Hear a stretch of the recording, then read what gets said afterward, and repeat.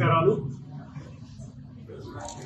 Gulf కార్మికుల శ్రేయస్సు కొరకు కాంగ్రెస్ పార్టీ ప్రభుత్వం గౌరవ ముఖ్యమంత్రి రేవంత్ రెడ్డి గారు ఇచ్చిన మాటకు కట్టుబడి ఎన్నికలకు ముందు మేనిఫెస్టో కమిటీ చైర్మన్ గా శ్రీధర్ బాబు గారు ఇచ్చిన ప్రతిపాదనలు, ఉప ముఖ్యమంత్రి గారు, ఈ జిల్లాకు సంబంధించిన బీసీ సంక్షేమ శాఖ మంత్రులు పొన్నం ప్రభాకర్ గారు, పెద్దలు జీవన్ రెడ్డి గారు అనేక మందిని కూడా గల్ఫ్ కార్మికుల సంక్షేమం కొరకు ఇచ్చిన మాట ప్రకారం మనం ముందుకు సాగాలని చెప్పినప్పుడు గౌరవ ముఖ్యమంత్రి గారు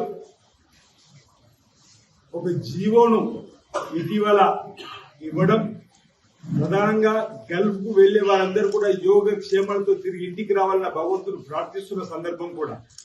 కానీ ఎవరికైనా ఇబ్బంది అయితే, అక్కడ మరణిస్తే వాళ్ళ కుటుంబాన్ని ఆదుకోవడానికి 5 లక్షల రూపాయలు ఎక్స్గ్రేస్ ఇచ్చేటువంటి కార్యక్రమాన్ని, రెండోది గల్ఫ్ లో ఉన్నటువంటి వారికి ఏదైనా ఇబ్బంది తలెత్తితే ఓ సలహా మండలి ఉండాలని చెప్పి కోరినటువంటి గల్ఫ్ కార్మికుల శ్రేయస్సు కోసం ప్రజా సంఘాలు ఆ కోరిక మేరకు ఓ సలహా మండలిని ఏర్పాటు చేస్తూ గల్ఫ్ లో ఉన్నటువంటి వారి కుటుంబ సభ్యులు 5వ తరగతి నుంచి చదువుకునే వారికి ప్రాధాన్యత గురుకులలో ఇవ్వాలని చెప్పి అనేది 3వ అంశం. 4వ అంశం, ఈ 4 అంశాలతో కూడుకున్నటువంటి జీవోను ఇటీవల విడుదల చేయడం జరిగింది. ఈ రోజు మహాత్మా జ్యోతిరావు పులే ప్రజాభవన్ లో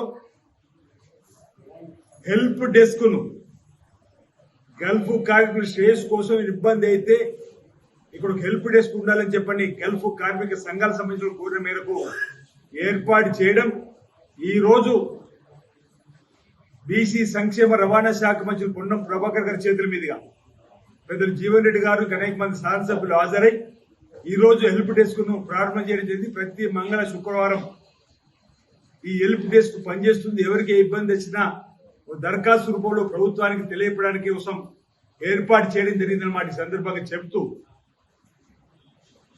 గతంలో రాజశేఖర్ ముఖ్యమంత్రి ఉన్నప్పుడే గల్ఫ్ కార్మికులకు ఏమైనా ఇబ్బంది అయితే ఆనాడు 1 లక్ష రూపాయలు ఎక్స్గ్రేస్ ఇవ్వడం జరిగింది తప్ప గల్ఫ్ కార్మికుల కోసం తెలంగాణ ఉద్యమంలో వారి యొక్క సేవలను వాడుకొని తెలంగాణ ఉద్యమంలో బొంబాయి, భీమండి, బొగ్గుబాయి గల్ఫ్ బతుకుల నుంచి మీ అందరి బతుకులు మార్పిస్తా, తెలంగాణ రాగానే 500 కోట్లు గల్ఫ్ సంక్షేమానికి పెడతా, గల్ఫ్ లో మరణించిన వారికి 5 లక్షల రూపాయలు ఇస్తా అని చెప్పి ఇచ్చిన హామీ కేసీఆర్ నిలుపుకోలేకపోయిండు.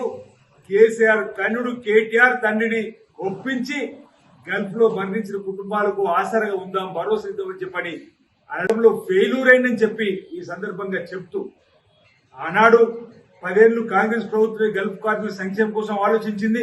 మధ్యలో 9.5 సంవత్సరాలు బీఆర్ఎస్ ఇచ్చిన మాట నిలబెట్టుకోలే. ఏటా 100 కోట్లు రాజన్నాలకి ఇవ్వలే, రాజన్నాలే తంతల మీద ముంపు గ్రామాలు డబుల్ బెడ్రూమ్ అని ఇవ్వలే. కానీ నిన్న రాజకీయ నాయకుడు కాకుండా ఓ మన్మడిగా వచ్చిందని చెప్పని ముంపు గ్రామాల సమస్యలు మాత్రం పట్టించుకోకుండా, మేము ఇదే ముంపు గ్రామంలో మొదలుపాకలో చిన్నప్పుడు ఆటలాడుకొని కిరాణా దుకాణానికి వెళ్లి చాక్లెట్ కొనుక్కున్న నీవే ఆ గ్రామస్తులు పడుతున్న బాధను మీ తండ్రి ఇచ్చిన హామీని నిలబెట్టుకోవడం ఎందుకు సఫలం కాలేరు అని నేను అడుగుతున్నాను. కేవలం అధికారం ఉన్నప్పుడు అక్రమార్జనకే తెరలేపినటువంటి వీళ్ళు ఇచ్చిన మాట నిలబెట్టుకోలేని వీళ్ళను ఒకసారి గుర్తు చేస్తూ నాకు బాగా బాధ చెప్పే అంశం, 9.5 సంవత్సరాల బీఆర్ఎస్ పార్టీ ప్రభుత్వ పాలనలో గల్ఫ్ లో మరణించిన వారి సంఖ్య 2100 పైన పార్థివ దేహాలు శవపేటిక రూపంలో అంతర్జాతీయ ఎయిర్పోర్ట్ శంషాబాద్ లెక్కల ప్రకారం మన దగ్గరకు వచ్చినాయి. బహుశా ఇది ఎన్నికల కంటే 4 మాసాల ముందు చూసినటువంటి లెక్క. ఆ తర్వాత ఆ నాన్న ఇంకెన్నో తెలియదు. ఓ యొక్క కుటుంబానికి అన్నా పైసలు ఇవ్వని చరిత్ర ఈరోజు బీఆర్ఎస్ పార్టీలో. ఎన్నికలకు ముందు గల్ఫ్ కార్మికులకు ఆశ చూపించి ఓట్లు దండుకొని ఈరోజు ఒక గల్ఫ్ కార్మికుల సంక్షేమం ఏ రంగాన్ని కూడా పట్టించుకొని పాపన పోలేటువంటి సందర్భంలో ఈరోజు మేము ఇచ్చిన మాట నిలబెట్టుకున్నామని చెప్పడానికి ఈరోజు నేను ప్రయత్నం చేస్తా ఉన్నా. గల్ఫ్ కార్మికులకు అండగా ఈ ప్రభుత్వం ఉంటుంది.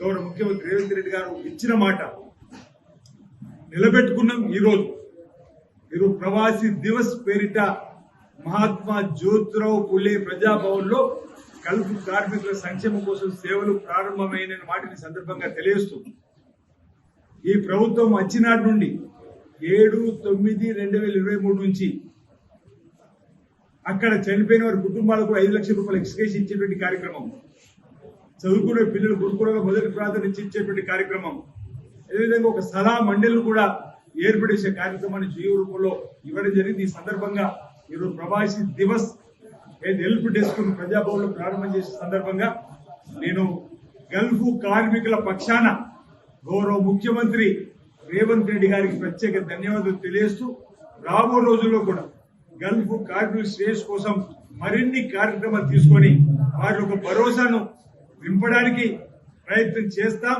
ఈ ప్రభుత్వం వారికి అండదండగా ఉంటుందని చెప్పి సందర్భంగా తెలియజేస్తాం.